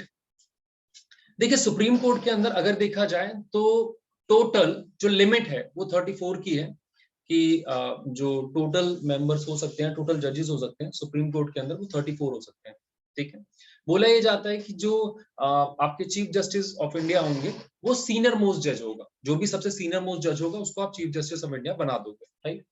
देखो सीनियर मोस्ट जजेस का तो पता है, मतलब चीफ जस्टिस ऑफ इंडिया का तो पता है जो सीनियर मोस्ट होगा, बट बाकी जजेस को कैसे अपॉइंट किया जाएगा? बाकी जजेस को अपॉइंट करने के लिए एक सिस्टम होता है which is called collegium system, ठीक है। कॉलेजियम सिस्टम का मतलब प्रेसिडेंट आइडली प्रेसिडेंट अपॉइंट करता है, बट प्रेसिडेंट को कॉलेजियम कुछ नाम रेफर करते हैं, ठीक है, कि भैया ये लोग हैं जिनको बनाना है वो जज।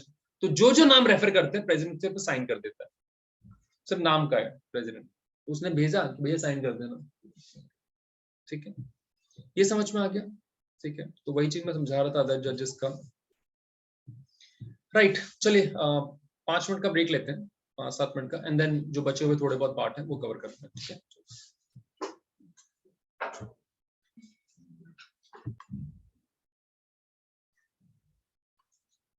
देखिए नेक्स्ट टॉपिक जो हम यहाँ डिस्कस करने वाले हैं दैट इज रूरल गवर्नमेंट, ठीक है। रूरल गवर्नमेंट का मतलब पंचायत और पंचायती राज इंस्टीट्यूशन, राइट। तो अगर आप पंचायती राज इंस्टीट्यूशन की बात करो तो there is a article which is called article 243, it is totally dedicated to Panchayati Raj system. Now अगर आप पंचायत की बात करते हो तो देखो पहले म्युनिसिपल कॉर्पोरेशन नहीं होते थे, तो पंचायत का कॉन्सेप्ट कैसे आया। पंचायत 2 वर्ड से मिलकर बना हुआ है, the first is called panch and the second is ayat, ठीक है। पंच का मतलब होता है 5, आयत का मतलब होता है ब्लेसिंग, राइट। तो पहले ये बोला जाता था कि गांव की प्रॉब्लम को सॉल्व करने के लिए 5 लोगों की एक टीम बनाई जाती थी, एंड बोला ये जाता था इन 5 लोगों के ऊपर उन 5 एलिमेंट्स की ब्लेसिंग है जिससे ह्यूमन बॉडी बनी हुई है, ठीक है। तो वो एक कॉन्सेप्ट था कि ये जो 5 लोग डिसीजन लेंगे वो सही लेंगे, राइट, कि भगवान का डिसीजन काइंड ऑफ, राइट। देखिए पंचायती राज सिस्टम की अगर आप बात करो तो एंशियंट इंडिया में पंचायती Raj system was very strong. जब आप पंचतंत्र की कहानियां सुनते हो तो उसके अंदर पंचतंत्र मतलब पंचायत का जिक्र आता है। मिडिवल इंडिया के अंदर क्योंकि मुगल्स आ चुके थे, आपकी स्लेव डायनेस्टी आ चुकी थी, तो यहाँ पर सेंट्रलाइजेशन शुरू हो चुका था। सेंट्रलाइजेशन का मतलब कि ये जो मोनार्क थे वो सारी की सारी पावर अपने कंट्रोल में रखना चाहते थे, राइट। उसके बाद अगर आप मॉडर्न इंडिया की बात करो, मॉडर्न इंडिया में ब्रिटिशर ने जो पंचायती राज सिस्टम है, जो रूरल इंस्टीट्यूशन है, उस रूरल इंस्टीट्यूशन को ऑलमोस्ट खत्म कर दिया था, ठीक है, राइट। उस रूरल इंस्टीट्यूशन को ऑलमोस्ट खत्म कर दिया था टिल 1882। 1882 में यहां पर एक पर्सन आए जिनका नाम था लॉर्ड रिपन। 1882 में एक पर्सन आए जिनका नाम था लॉर्ड रिपन, जिन्हें आप father of local self governance भी कहते हो, ठीक है। तो इंडिया में इन्होंने फिर से पंचायती राज सिस्टम को स्टैब्लिश करना शुरू किया, राइट। बट इससे पहले कि वो कुछ इफेक्टिव डिसीजन ले पाते, उन्हें जॉब से निकाल दिया गया। क्यों? क्योंकि वो इंडियंस के फेवर में सोच रहे थे, राइट। नाउ 1909 के बाद आपका पंचायती राज सिस्टम पे या रूरल डेवलपमेंट के ऊपर काम होना शुरू हुआ, ठीक है। Then we have 1947। 1947 में जब इंडिया इंडिपेंडेंट हुआ तो वहां पर अगेन द सेम प्रॉब्लम कि जब इंडिया को हम फेडरल गवर्नमेंट बना रहे हैं, जहां पर हमारे पास सेंट्रल गवर्नमेंट है, स्टेट गवर्नमेंट है, उसके नीचे क्या, ठीक है, उसके बाद क्या, राइट। तो यहां पर ये बोला गया कि सेंट्रल गवर्नमेंट है, स्टेट गवर्नमेंट है, क्या इसके नीचे हमें लोकल गवर्नमेंट बनाना चाहिए कि नहीं बनाना चाहिए, राइट। तो यहां पर 2 अपोजिशन आए, पहला या 2 पार्टीज बनी, पहला अंबेडकर की, ठीक है, भाई दूसरा गांधी जी की। सो एक तरफ गांधी जी है, दूसरी तरफ अंबेडकर है एंड जवाहरलाल नेहरू है। गांधी जी का मानना ये था कि आपको रूरल सेल्फ गवर्नेंस के ऊपर काम करना चाहिए, राइट। आपको पंचायती राज इंस्टीट्यूशन ये सब चीजें बनानी चाहिए, राइट। बी आर अम्बेडकर ने बोला नहीं बनानी चाहिए। बी आर अम्बेडकर का मानना ये था कि हमें डेवलपमेंट के लिए टॉप टू बॉटम अप्रोच अपनाना चाहिए। गांधी जी का मानना ये था कि आपको बॉटम टू अप अप्रोच अपनाना चाहिए, ठीक है। अब ये दोनों टर्म्स का मतलब क्या है वो मैं समझाता हूँ। देखिए मुझे एक बात बताइए कि आपके जो पेरेंट्स हैं, जैसे एग्जांपल दे रहा हूँ कि आप गुड़गांव से आते हो, ठीक है, आप फरीदाबाद से आते हो, राइट। तो दुखी क्यों हो रहे हैं? मैम इतनी दूर से मतलब क्यों आते हो? आपका ड्राइवर मतलब बाहर ही खड़ा हुआ है या फिर जा चुका है? बाहर ही खड़ा है, तो बेचारे 3-4 घंटे बाहर ही खड़े रहते हैं, राइट। उनको भी घर वाले सैलरी देते होंगे, पेट्रोल का भी पैसा है, कोचिंग की भी फीस है, बहुत सारी चीजें। तो घर वाले इतना इन्वेस्ट क्यों कर रहे हैं आपके ऊपर? अच्छा, तो वो क्यों चाहते हैं? वो क्यों चाहते हैं?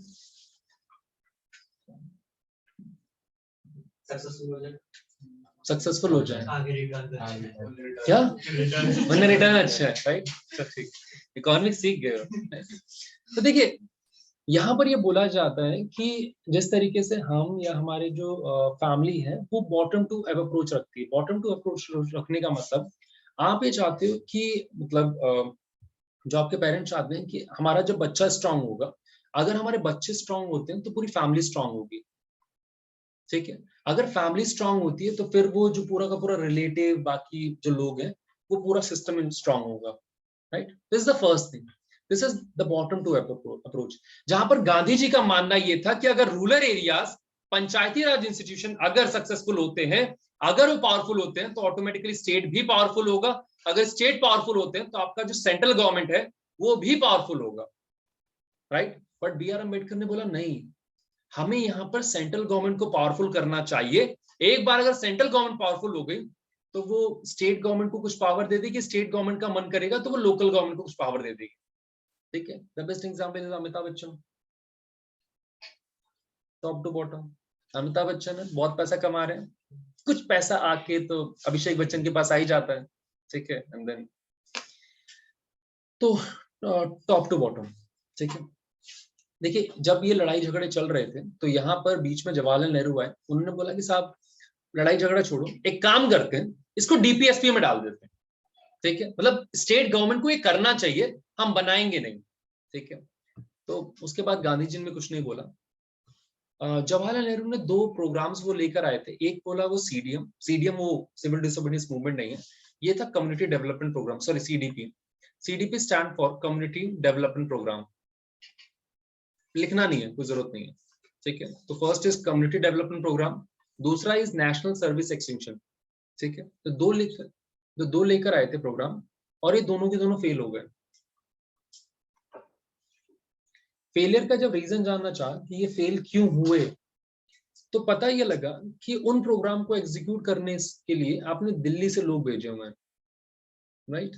दिल्ली से आप रूरल एरिया में, गांव में जहाँ पे लाइट नहीं आती, जहाँ पे सड़कें नहीं है, जहाँ पे एसी नहीं है, वहां पर अगर आप लोग दिल्ली से लोगों को भेजोगे क्या होगा?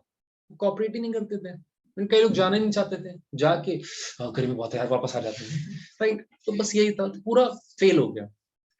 अब जब फेल हुआ तो उन्हें लगा कि यार गांधी जी वाज राइट, ठीक है?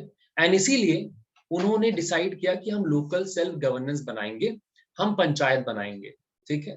एंड जो मैं बताने वाला हूँ बहुत इंपॉर्टेंट है, पंचायत सबसे पहले 1957 में बनी, कहाँ पे? नागौर में। नागौर कहाँ पड़ता है? राजस्थान के अंदर।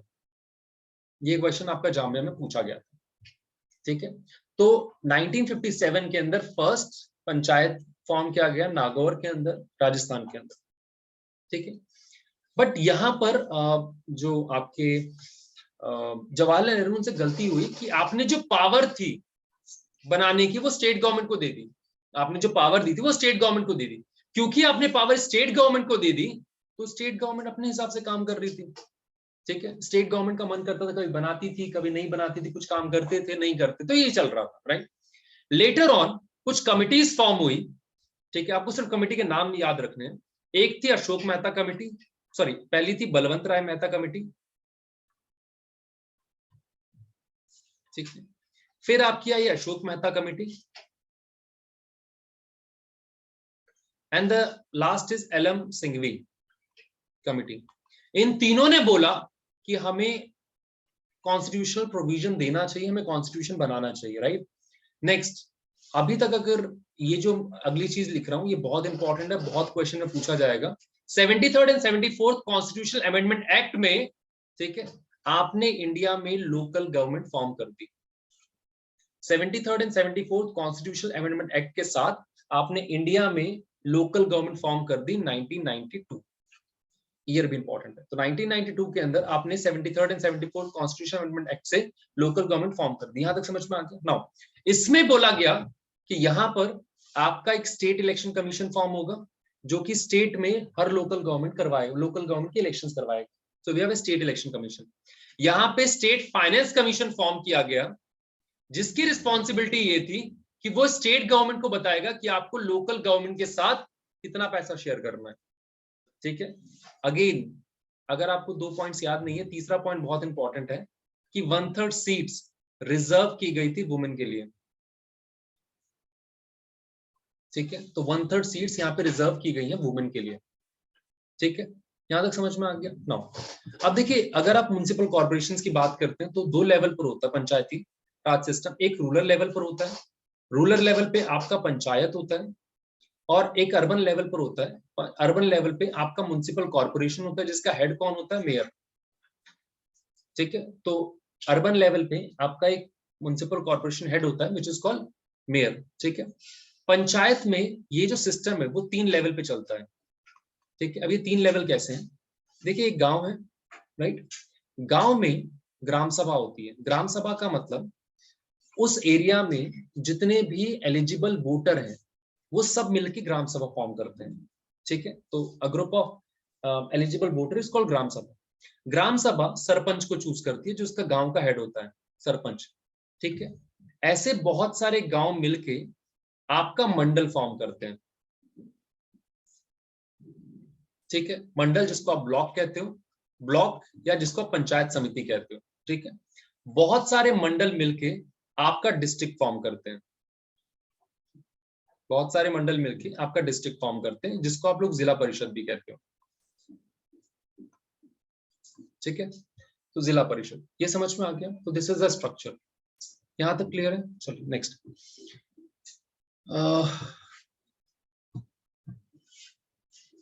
चलिए नेक्स्ट अगर आप बात करते हैं, बस ये लास्ट टॉपिक है, फिर बाकी कल ही करेंगे। ठीक है, एक छोटा सा टॉपिक बच जाएगा तो कल खत्म करते हैं। देखिए, next and the last topic जो आज की क्लास में हम पढ़ेंगे that is chief election commission. बस आपको इतना याद रखना है कि article 324 talk about the power and the role and responsibility of the election commission. ठीक है, तो यहाँ पे जो टॉपिक है that is election commission. Election commission का जो आर्टिकल है, article is article 324 of the constitution. ठीक है, इसके अंदर आपके 3 आप ये कह सकते हो कि इलेक्शन कमिश्नर होते हैं। एक आपका चीफ इलेक्शन कमिश्नर होता है और 2 उसको सपोर्ट करने के लिए इलेक्शन कमिश्नर होता है। इलेक्शन को लेकर जितनी भी रोल एंड रिस्पॉन्सिबिलिटी है, इलेक्शन कब करवाना है, कैसे करवाना है, कब तक करवाना है, वो सारा का सारा इनके कंट्रोल में होता है, राइट? अगर कोई भी प्रॉब्लम आती है, ठीक है, इलेक्शन को लेकर कि इलेक्शन किस टाइम तक करवाना है, कैसे करवाना है, तो सारे के सारे जो डिसीजन है वो ये लेते हैं। ठीक है, राइट। उसके अलावा देखिए, एक बॉडी आती है विच इज कॉल्ड सीवीसी। ठीक है, सीवीसी का मतलब होता है chief vigilance commission. Chief vigilance commission का मतलब कमीशन का मतलब क्या होता है? सीवीसी का काम होता है करप्शन को रोकने का। ठीक है, तो विजिलेंस मतलब कहाँ पे करप्शन हो रहा है, कैसे उसको रोका जा सकता है, वो सारा काम ये करते हैं। आप सभी को पता है कि एक एक्ट आया था विच is called RTI act 2005। RTI act 2005 का मतलब राइट टू इंफॉर्मेशन एक्ट 2005 कि आप गवर्नमेंट से कोई भी इंफॉर्मेशन ले सकते हो। अगर कोई भी इंफॉर्मेशन नहीं दे रहा तो राइट, तो आरटीआई एक्ट के अंदर ही एक और एक्ट मतलब एक फॉर्म किया गया था विच इज कॉल्ड सीआईसी। ठीक है, तो we have this information commission. ठीक है, तो मतलब सेंट्रल इंफॉर्मेशन कमीशन। तो सेंट्रल इंफॉर्मेशन कमीशन का काम ये है कि आरटीआई के जितने भी प्रोविजंस हैं उनको एग्जीक्यूट करना। ठीक है, यहां तक समझ में आ गया? नाउ नेक्स्ट अगर हम बात करें तो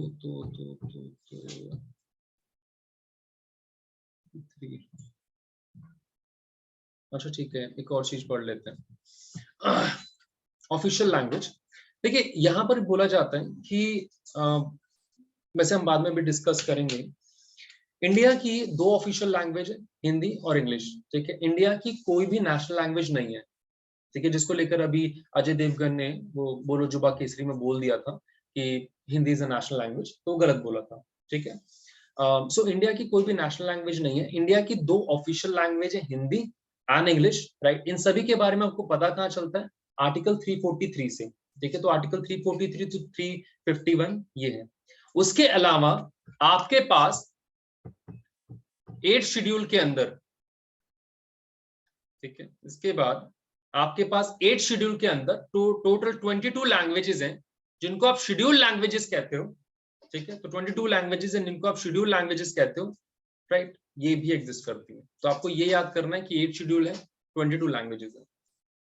ठीक है, तो मोटा मोटी इतना ही था पॉलिटी में जो हमें कवर करना था, राइट। अब आपके लिए कुछ होमवर्क है, ठीक है, एटलीस्ट पॉलिटी में। पहला होमवर्क ये है कि आपको जितने भी फंडामेंटल राइट्स हैं, ठीक है, जितने भी फंडामेंटल राइट्स हैं वो सिर्फ लिखने हैं, ठीक है, आर्टिकल के साथ। आपको उसके डिस्क्रिप्शन में नहीं जाना। मतलब for example right to equality है, आर्टिकल 14 टू आर्टिकल 18 है, ठीक है, देन उसके वो लिख सकते हो कि 15 क्या है, 16 क्या है, 17 क्या है, 18 क्या है, वो लिखना है। उसके अलावा फंडामेंटल ड्यूटीज, ठीक है, 11 है और उसके आसपास की चीजें, ठीक है। थर्ड थिंग इज जो इंपॉर्टेंट है, जो भी कॉन्स्टिट्यूशनल बॉडीज हैं, ठीक है, जो भी कॉन्स्टिट्यूशनल बॉडीज, मतलब जैसे आपने सीबीआई की बात की, सीवीसी की बात की, सीआईसी की बात की, इलेक्शन कमीशन की बात की, इन सभी का करंट चेयरपर्सन कौन है, ठीक है, एज रिटायरमेंट एज कितनी है, ठीक है, role and responsibilities not that important, वो पूछते नहीं है, आर्टिकल वो पूछते नहीं है। सो एज रिक्वायरमेंट हो गया, चेयरपर्सन हो गया, ठीक है, और एक और चीज था,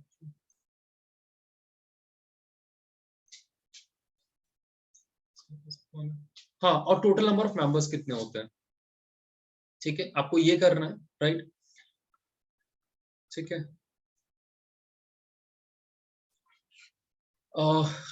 अगर कोई लिखना चाहे तो प्लीज वो लिख सकता है कि जब भी कोई क्लास होगी आपकी इस वाले टॉपिक की, ठीक है, तो नीति आयोग वहां कवर हो जाएगा, ठीक है, बिकॉज नीति आयोग उसी का टॉपिक है, ठीक है, नीति आयोग और बजट वहीं कवर होगा।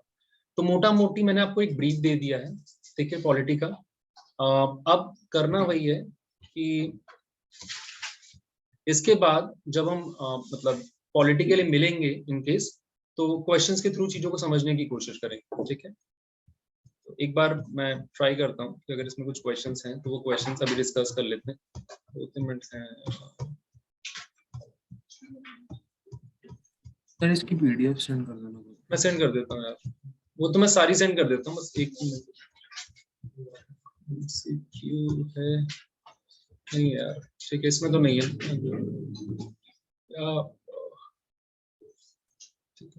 अरे आपको जो जनरल टेस्ट की बुक